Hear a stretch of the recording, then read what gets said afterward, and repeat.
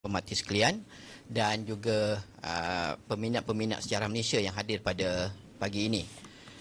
Ini ialah sesi yang pertama yang berkaitan dengan wacana ilmu sempena peristiwa peristiharan tarikh kemerdekaan Persekutuan Tanah Melayu pada 20 Februari 1956. Dan untuk sesi yang pertama ini, saya dan juga panel yang diundang khas, dua orang pada pagi ini akan berbicara berkaitan dengan 20 Februari 1956, Wira tak didendang. Ya, dan sebagaimana yang dimaklumkan oleh Datuk Ketua Pengarah Hakim Negara Malaysia tadi, tarikh 20 Februari 1956 ini sebenarnya perlu dilihat dalam konteks keseluruhan proses untuk perjuangan mendapatkan kemerdekaan pada 31 Ogos 1957. Ya, dan dengan demikian kita dapat lihat juga, gembira saya, tak silap saya tu veteran daripada Angkatan Tentera Negeri Melaka. Terima kasih atas kehadiran tuan-tuan semua pada pagi ini. Ya, selain daripada kumpulan mahasiswa-mahasiswi yang hadir, yang ada bersama dengan kita pada pagi ini, ya. Dan sebagaimana yang dimaklumkan tadi, ya, kita ada dua orang panel yang didatangkan khas. Izinkan saya untuk memperkenalkan mereka kepada sidang hadirin yang ada pada pagi ini. Yang di sebelah kiri saya, ya, yang berbahagia, Dr. Azmi Arifin, pengerusi bahagian sejarah Fakulti Kemanusiaan Universiti Sains Malaysia, ya. Dan beliau banyak melakukan kajian yang berkaitan dengan sejarah Malaysia, berkaitan dengan sejarah politik Malaysia dan juga sejarah feudalisme, nasionalisme dan juga sejarah Eropah moden, ya. Dan beliau banyak melakukan pembentangan kertas kerja dan juga penerbitan hal-hal yang berkaitan dengan sejarah Malaysia ini. Dan yang di sebelah kanan saya yang berbahagia, Tan Sri Datuk Wira Profesor Dr. Abdul Latif Abu Bakar, dilahirkan di Bandar Hilir di sini, Anak Jati, ya, Melaka, pada, boleh sebut tarikh Tan Sri? Boleh, ya. Pada 1 Januari 1952. Ya, jadi peristiwa yang kita akan bincangkan pada hari ini 20 Februari 1956, maksudnya pada ketika itu Tan Sri berusia 4 tahun pada ketika itu, ya. Dan beliau telah sebenarnya telah lama bertugas dan pernah menjadi beberapa kali dilantik sebagai Ketua Jabatan Pengajian Media ketika bertugas di Fakulti Sastra dan Sains Sosial. Ya, dan jawatan terkini beliau ialah yang berkaitan dengan Ketua Kluster Warisan dan Peradaban Universiti Islam Malaysia. Ya. Dan beliau juga, Tan Sri, memegang jawatan sebagai pengerusi Majlis Penasihat Warisan Perbadanan Melayu di bawah naungan Lembaga Bahasa Melayu Melaka Bandaraya Warisan Dunia UNESCO. Ya, kalau nak lihatkan penerbitannya ni dan juga penulisan Tan Sri, ya, dan banyak Tan Sri, so tak payah baca lah Tan Sri nah, untuk berkaitan. Tapi yang pentingnya Tan Sri, anak kelahiran Anak Jati Bandar Hilir Melaka pada hari ini, akan berkongsi bersama-sama dengan kita berkaitan dengan tarikh 20 Februari 1956. Baik, sidang hadirin yang saya hormati sekalian, sebagaimana yang dimaklumkan tadi, 20 Februari 1956 ini ialah sebahagian daripada keseluruhan proses perjuangan kemerdekaan. Dan untuk perbincangan pada hari ini, untuk wacana ilmu pada hari ini, keseluruhannya kita bincangkan pada dua bahagian. Bahagian pertama ialah berkaitan makna di sebalik 20 Februari 1956 itu. So, apakah maknanya, apakah kepentingannya, apakah hubung kaitnya peristiwa peristiharan tarikh kemerdekaan pada 20 Februari 1956 ini dengan perjuangan kemerdekaan, ya. Dan seterusnya juga untuk bahagian kedua nanti, ini lebih kepada wira yang tidak didendangkan sebagaimana yang diminta untuk sesi pada pagi ini. Dan itu nanti kita akan lihat bagaimana Tan Sri berkongsi pengetahuan dengan kita berkaitan dengan kesungguhan komitmen masyarakat pelbagai bangsa yang datang daripada pelbagai pelusuk dari Persekutuan Tanah Melayu pada ketika itu untuk meraihkan peristiharan tarikh kemerdekaan di Melaka pada ketika itu, ya. Walaupun Tan Sri berusia 4 tahun pada ketika itu, tetapi beliau ada banyak pengalaman terutamanya dari sudut penulisan akademik ya, yang berkaitan dengan sejarah Malaysia itu yang boleh dikongsikan pada hari ini. Dan terima kasih juga saya lihat ada wakil-wakil dari Persatuan Sejarah Malaysia Melaka dan juga Persatuan Sejarah Malaysia di peringkat persekutuan ya. Terima kasih dapat hadir pada hari ini. Baik, untuk sesi yang pertama ni saya akan bertanyakan beberapa soalan kepada panel dan kemudian selesai saya bertanyakan soalan kepada panel, saya akan buka ruang kepada sidang hadirin yang hadir pada hari ini yang menunjukkan komitmen tinggi untuk melihat bagaimana sebenarnya proses kita mendapatkan tarikh kemerdekaan pada 31 Ogos 1957 itu ya. Dan untuk yang pertama ni kita boleh mulakan dengan Dr. Azmi dulu. Dr. Azmi ya. Sebagaimana yang disebutkan tadi ya, dalam konteks perjuangan kemerdekaan, kita biasanya fokus 31 Ogos 1957 dan kita biasanya fokus juga 16 September 1963. Satu tarikh kemerdekaan Malaysia, yang satu lagi ialah penubuhan Malaysia. Tetapi dalam konteks kita perbincangan kita pada hari ini, kita nak tahu kepentingan di sebalik dan hubung kait tarikh 20 Februari ini, 20 Februari 1956 ini dalam konteks perjuangan kemerdekaan. Jadi Dr. Azmi, kenapa tarikh 20 Februari 1956 ni kurang diberikan perhatian dalam konteks kita mencapai kemerdekaan dan juga penubuhan Malaysia untuk sejarah negara kita? Silakan Dr. Azmi. Okey, terima kasih kepada moderator Persemadia Dr. Zulkarnain Abdul Rahman, Tan Sri Abdul Latif, Datuk mana Datuk tak ada, dan semua jemputan pada hari ini dan peserta yang hadir. Saya datang dari jauh, dari SM Pulau Pinang. Orang yang berada di sebelah saya, dua orang ini sebenarnya orang Melaka. Yang itu menyebabkan saya rasa orang Kelantan panggil ugah sikit. Awal-awal sudah rasa nak mengaku kalah. Dan saya menerima soalan lah, dah memikirkan soalan yang telah diberikan oleh Dr. Zu ni. Agak spesifik dan teknikal lah nak jawab. 20 Februari 1956. Malam tadi saya tak boleh menjawab lagi. Duk fikir macam mana nak jawab, kerana dia sangat kecil. Pukul 12 sampai pukul 3 pagi saya hasilkan catatan. Selalu saya hasilkan catatan tapi saya tak baca sangatlah. Cuma saya nak jelaskan, kita dalam sejarah ni banyak perkara yang kita tidak ketahui. Kita belajar dalam buku teks, paparan sejarah itu sebenarnya serpihan yang sangat-sangat kecil. Dan kajian saya sebagai seorang pakar sejarah politik, saya dapati kita ada masalah dengan sejarah. Kerana sejarah kita ini sebenarnya ditulis oleh British, bukan oleh kita sendiri.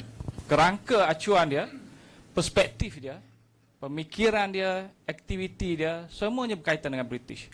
Sampai bila kita buang British dalam buku teks kita, tak ada kita di situ. Darurat British, Malayan Union British, negeri-negeri Selat, negeri Melayu bersekutu, itu British. Bahkan kemerdekaan pun ada elemennya British ini. Dia ada sentiasa di situ. Jadi kalau buang British, tak ada sejarah kita. Saya terangkan ni supaya kita sedar bahawa kita menghadapi masalah dah lama lah dalam pemikiran sejarah dan persejarahan kita, penulisan sejarah kita ni, kerana kita masih baru lagi. Dan saya ingat kita terlalu dikuasai oleh sumber-sumber dan catatan British. Mungkin satu masa nanti Arkib boleh mendapatkan sumber-sumber yang lebih baik, kerana sekarang ini dah mula keluar dan dapat menghasilkan rumusan yang barulah. Contohnya saya pernah kaji tentang darurat. Ada veteran di sini. Darurat kalau saya kaji bukan sasarannya kepada komunis. Darurat sebenarnya adalah sasarannya kepada pejuang kemerdekaan. Yang ditangkap awalnya pejuang kemerdekaan. Komunis tak diharamkan pun, sebulan selepas itu baru diharamkan. Tetapi mereka yang ditangkap ni tak muncul dalam sejarah kita. Yang dimunculkan adalah komunis. Yang tu yang menyebabkan orang kata komunis berjuang merdeka tu. Dan sebenarnya dalam catatan sejarah, komunis tak mengangkat senjata pula orang British. Yang masa British isytiharkan. Dia tak ada bukti di situ dalam rekod-rekod. Itu adalah tindakan British terlebih dahulu. Baik. Jadi soalannya kenapa tahun 31 Ogos 1957 kita ingat, begitu juga dengan 16 September. Kerana kita diajar dalam konteks sejarah ni perkara-perkara yang sangat spesifik. Dan sejarah kita, pemikiran sejarah kita ni kontut, pendek. Dia bergantung pada peristiwa saja. Kalau anda lihat dalam buku teks, apa yang kita baca tu bukan peristiwa sejarah yang lebih menyeluruh. Bukan sejarah itu, tetapi peristiwa-peristiwa tertentu sejarah yang telah dipilih dan ditetapkan. Dan bila kita nak bincang tentang perjuangan kemerdekaan, maka dia jadi sempit. Kita hanya bincang dari sudut 31 Ogos 1957 setelah kemerdekaan dicapai. Prosesnya sangat panjang. Bahkan kalau nak kaji balik, maka ni saya sangat tertarik kerana saya sebut. Bila kita nak bincang kemerdekaan, jangan lupa perjuangan kemerdekaan pertama di sini ialah yang dimulakan oleh Sultan Mahmud Shah. Watak Sultan Mahmud Shah ni yang diceritakan benda yang hodoh-hodoh saja. Tapi bila saya kaji, ini raja yang sangat bagus sebenarnya. Dia ada masalah dengan akhlak di awal remaja dia, tetapi dia seorang yang berubah. Kepimpinan dia hebat. Kemudian dia pernah berjuang menentang Portugis itu sampai dia di akhir hayat dia, sampai mati di Kampar. Ini perjuangan kemerdekaan. Payah nak cari seorang raja berjuang menentang penjajah di akhir hayat dia dalam perjuangan tersebut. Dan saya ingat orang Melaka patut mengangkat tokoh ini dalam perjuangan kemerdekaan. Kerana sejarah perjuangan kemerdekaan, kita tidak boleh kaji masa kita nak berunding kemerdekaan tersebut, misalnya di London, kemudian balik isytihar di sini 20 Februari dan 31 Ogos tersebut. Itu adalah peristiwa-peristiwa yang telah terhasil daripada proses yang sangat panjang. Paling panjang saya kata itulah bermula daripada apa yang telah berlaku di Melaka tahun 1911 lagi. Saya ada buat kajian tentang aspek ini, bagaimana Melaka tumbang. Banyak masalah yang tidak didedahkan dalam sejarah. Cuma saya nak jelaskan, kalau kita nak lihat dalam konteks perjuangan kemerdekaan ini, yang pendek sekalipun kita kena harus mulakan dengan tahun 1946. Itu rancangan Malayan Union. Kemerdekaan 57 dia tak boleh pisahkan dengan Malayan Union. Itulah sejarah kita, dia lompat satu demi satu. Daripada Malayan Union, dia stop sekejap. Persekutuan Tanah Melayu, dia stop. Pergi darurat, dia stop. Kemudian kerjasama kaum dan kemerdekaan. Dia terpisah antara satu sama lain. Darurat itu sebenarnya ada kaitan pun dengan Malayan Union. Darurat itu berpunca daripada Malayan Union. Dan kemerdekaan kita sebenarnya adalah sebahagian daripada proses cabaran terhadap Malayan Union. Dan daripada situlah, apabila kita hanya tumpu pada perkara yang spesifik saja, 31 Ogos itu menyebabkan kita lupa prosesnya. Dan salah satu perkara yang kita lupakan itulah 20 Februari. Apa pentingnya 20 Februari berbanding 31 Ogos dan juga 16 September ni? Saya mungkin tak sempat bincang 16 September, tapi untuk 31 Ogos dengan 20 Februari ini satu proses. Pencapaiannya adalah 31 Ogos. Tetapi yang menarik di sini ialah apabila Tunku pulang selepas perundingan di London 8 Februari, berunding dengan British, dan kita percaya di sini bahawa kita mencapai kemerdekaan melalui jalan rundingan, melalui jalan keamanan yang dibawa oleh UMNO dan Kerajaan Perikatan pada masa itu. Tetapi kita lupa dalam sejarah bahawa UMNO pada masa itu juga bergerak sampai nak mengangkat senjata. Ini kita tak baca dalam sejarah. Kerana kadang-kadang kita tak didedahkan aspek ini. Dan tuntutan untuk mendapatkan kemerdekaan dia bermula di Melaka ni. Dalam persidangan UMNO tahun 1953 tak silap saya. Dia bermula di situ. Ada gerakan oleh pergerakan pemuda UMNO, Sadun Jubir, Sama Idris, Hamzah Alang, yang mereka ini mendesak sekiranya British tidak memberikan kemerdekaan melalui UMNO ni, mereka bersedia untuk mengangkat senjata. Dan mereka telah menubuhkan secara sulit satu gerakan dinamakan Barisan 33. Bekerjasama dengan polis, dah berunding dah dengan pihak pertahanan Melayu, bala polis dan sebagainya, bersedia angkat senjata. Tetapi telah diketahui oleh British, dan British hampir haramkan pergerakan pemuda UMNO. Ini tak dijelaskan dalam sejarah kita. Yang dijelaskan kita berunding. Dan bagi saya sebenarnya tidak tepat kita berunding. Ada desakan-desakan yang menyebabkan British terpaksa beri. Kalau berunding, British tak akan beri. British ni dia nak panjangkan. Dia tak mau beri. Tetapi hasil desakan itu yang menyebabkan British tidak ada pilihan. Kemudian berlaku bila desakan ini, British memberikan satu pilihan raya umum. Yang pertama tahun 1955. Dalam fikiran British, pilihan raya ini, Tunku ini tidak akan dapat kekuatan. Kerana ada perpecahan, dia menentang Datuk On pada masa itu. Jadi dijangka Melayu ini akan berpecah. Rupanya keputusan ialah 51 daripada 52 kursi dimenangi oleh Perikatan. Menyebabkan Tunku pada masa itu menjadi suara yang sangat kuat, dan Tunku pada masa itu dia agak beria-ria untuk menuntut merdeka. Dan kemudian berlaku rundingan baling tahun 1955, di mana pada masa itu Tunku menunjukkan kekuatan dia macam mana apabila PKM menuntut supaya dia disahkan untuk dalam rundingan damai tersebut. dan dia boleh melalui proses demokrasi masuk pilihan raya dan sebagainya, barulah dia akan meletakkan senjata. Tunku tidak setuju. Dia harus letak senjata tanpa syarat.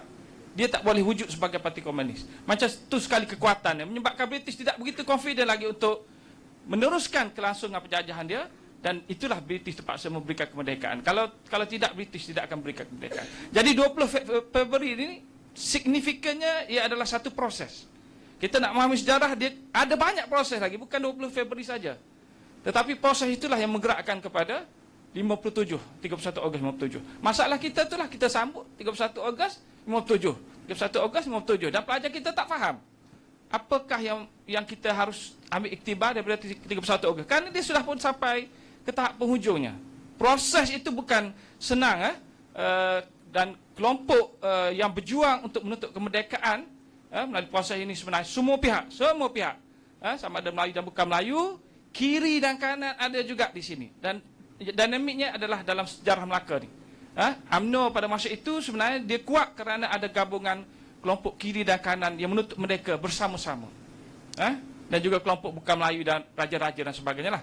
Saya ingat itu saja jawapan saya tentang kepentingan 20 Februari 1956. Terima kasih. Terima kasih Dr. Azmi. Soalan saya simple saja. Apa kepentingannya kan? Tapi Dr. Azmi setiap homework malam tadi sampai pukul 3 pagi nak jawab soalan tu. Jadi dan itulah yang dikongsikan dengan kita pada pagi ini ya.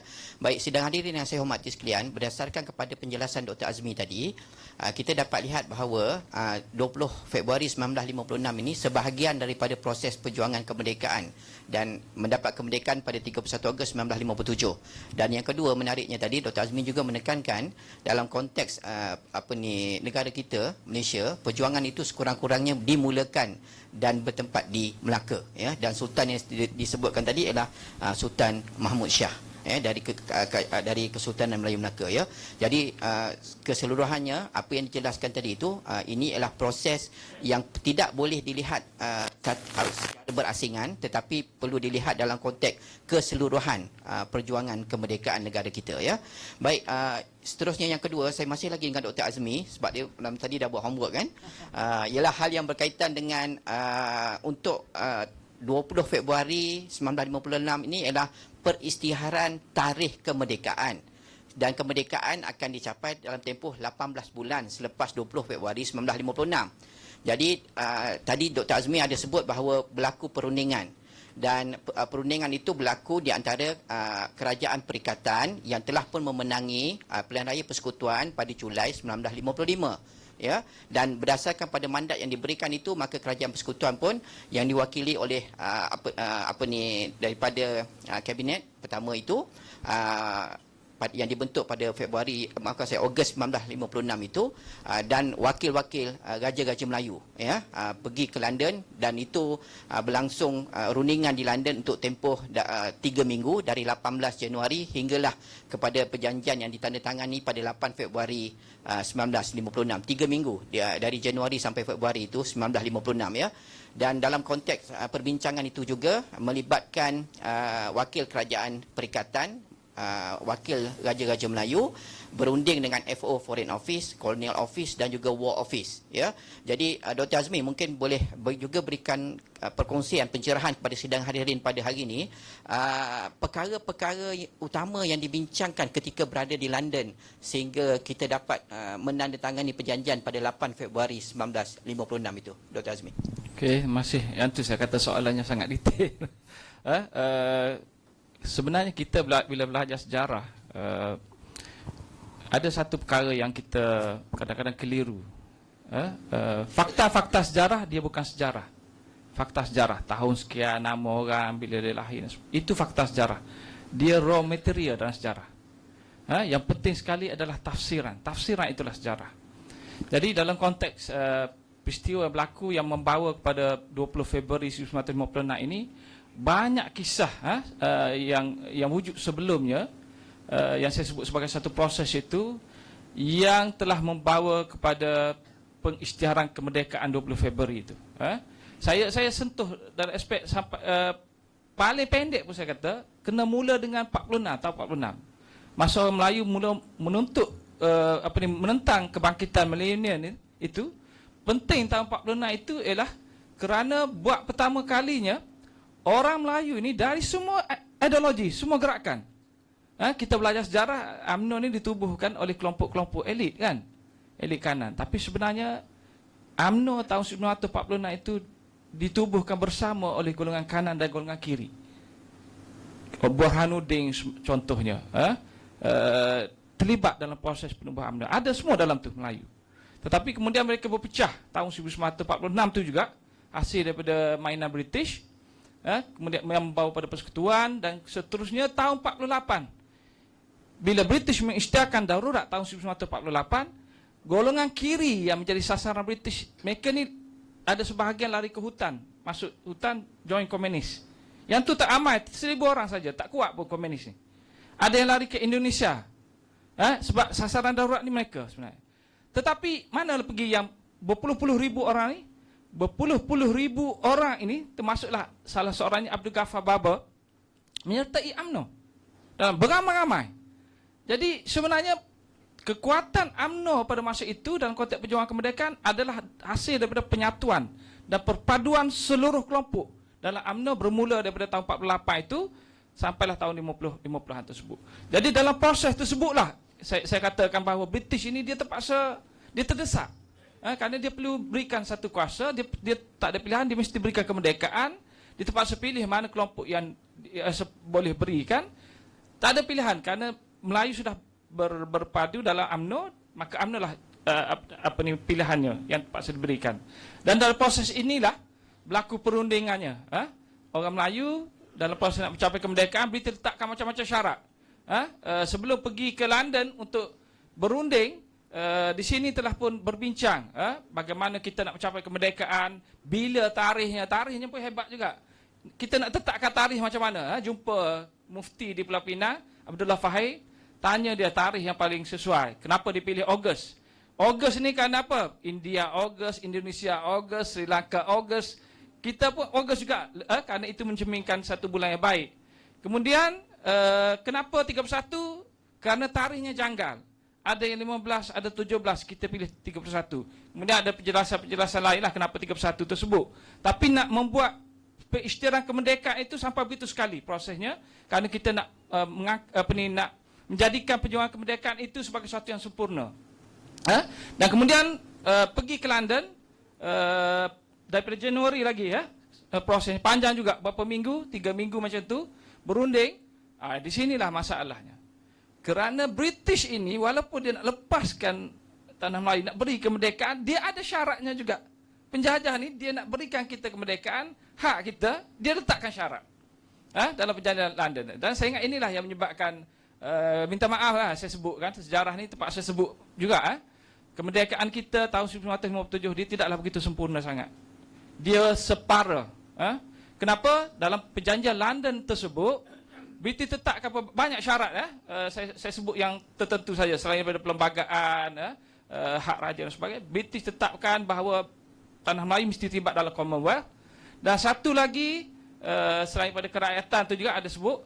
Dan satu lagi ialah, saya dah lupa dah ni. Ekonomi, ya. Terima kasih. Kena ingat. British beri kemerdekaan kepada kita. Tetapi politik saja, pentadbiran saja. Itu pun tidak lengkap. Ekonomi British tak berikan. Kita belajar kemerdekaan ni, kita dah dapat kemerdekaan kan. Kemerdekaan kita sebenarnya pun satu proses yang berlanjutan sampai tahun 80-an. Zaman Tun Mahathir barulah dia lengkap. Apabila Tun Mahathir milik negara kan, syarikat-syarikat. Masa kita merdeka tahun 57, British tak berikan ekonomi. Penjajahan British di sini sebenarnya puncanya adalah ekonomi. Bukan politik. Politik ini sebagai alat saja, tapi ekonomi. Nak eksploitasi kekayaan. Tapi bila nak beri merdeka, dia beri kemerdekaan, ambil pentadbiran saja. Ekonomi dia tak serah. Masa perunding itu syarat. Tapi oleh kerana terpaksa mengikut juga untuk mendapat kemerdekaan, maka diterima juga akhirnya. Tetapi saya nak jelaskan itu, bila dapat kemerdekaan tahun 57, bank British, pelabuhan British, syarikat British, ladang British, lombong British, modal British, semuanya kekayaan yang ada di sini milik British, tak boleh disentuh. Kemudian zaman Tunku dia mula dah start ambil dan sebagainya. Betapa mahalnya kemerdekaan itu kita perlu perolehi dengar begitu susah sekali.